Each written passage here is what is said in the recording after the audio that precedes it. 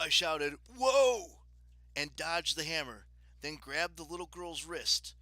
The hammer went skidding across the pavement. The little girl struggled.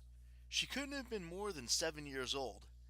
"No more monsters!" she screamed, kicking me in the legs. "Go away!" "It's okay!" I tried my best to hold her, but she was like holding a wildcat. Thalia looked too stunned to move. She still had her spear and shield ready. "Thalia," I said, "put your shield away. You're scaring her." Thalia unfroze. She touched the shield and it shrank back into a bracelet. She dropped her spear. "Hey, little girl," she said, sounding more gentle than I'd ever heard. "It's all right. We're not going to hurt you. I'm Thalia. This is Luke." "Monsters!" she wailed. "No," I promised. The poor thing wasn't fighting as hard, but she was shivering like crazy, terrified of us. "But we know about the monsters," I said. "We fight them too." I held her, more to comfort than restrain her now. Eventually, she stopped kicking. She felt cold. Her ribs were bony under her flannel pajamas. I wondered how long this little girl had gone without eating. She was even younger than I had been when I ran away. Despite her fear, she looked at me with large eyes. They were startlingly gray, beautiful and intelligent.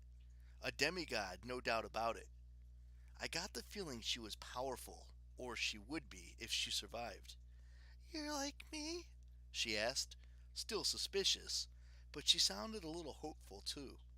"Yeah," I promised. "We're—" I hesitated, not sure if she understood what she was, or she'd ever heard the word demigod. I didn't want to scare her even more. "Well, it's hard to explain, but we're monster fighters. Where's your family?" The little girl's expression turned hard and angry. Her chin trembled. "My family hates me. They don't want me. I ran away." My heart felt like it was cracking into pieces. She had such a pain in her voice. Familiar pain. I looked at Thalia, and we made a silent decision right there. We would take care of this kid. After what had happened with Halcyon Green, well, it seemed like fate. We'd watched one demigod die for us. Now we'd found this little girl. It was almost like a second chance. Thalia knelt next to me. She put her hand on the little girl's shoulder. "What's your name, kiddo?" "Annabeth." I couldn't help smiling. I'd never heard that name before, but it was pretty, and it seemed to fit her.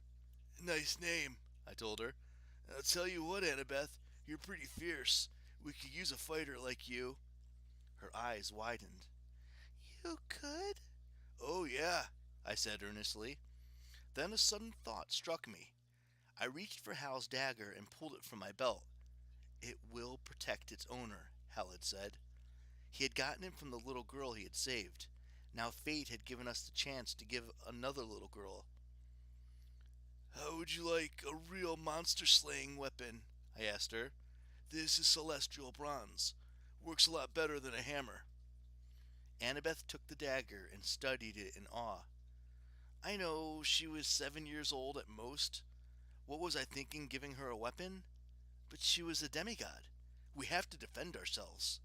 Hercules was only a baby when he strangled 2 snakes in his cradle. By the time I was 9, I'd fought for my life a dozen times. Annabeth could use a weapon. "Knives are only for the bravest and quickest fighters," I told her. My voice caught as I remembered Hal Green and how he died to save us. "They don't have the reach or the power of a sword, but they're easy to conceal and can find the weak spots in your enemy's armor. It takes a clever warrior to use a knife. I have a feeling you're pretty clever."